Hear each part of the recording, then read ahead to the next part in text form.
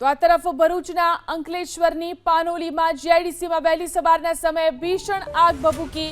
Sanghvi Organics નામની કંપનીમાં આગ લાગતા પળવારમાં જ આગે રૌદ્ર સ્વરૂપ ધારણ કર્યું। આગની જ્વાળાઓ દૂર દૂર સુધી જોવા મળતા તાત્કાલિક ફાયર વિભાગને જાણ કરવામાં આવી।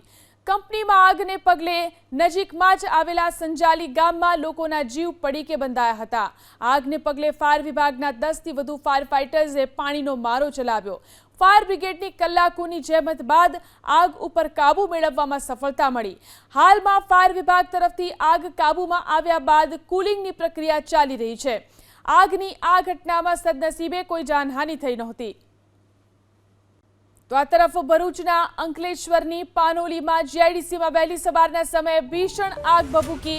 સંઘવી ઓર્ગેનિક્સ નામની કંપનીમાં આગ લાગતા પળવારમાં જ આગે રૌદ્ર સ્વરૂપ ધારણ કર્યું। આગની જ્વાળાઓ દૂર દૂર સુધી જોવા મળતા તાત્કાલિક ફાયર વિભાગને જાણ કરવામાં આવી।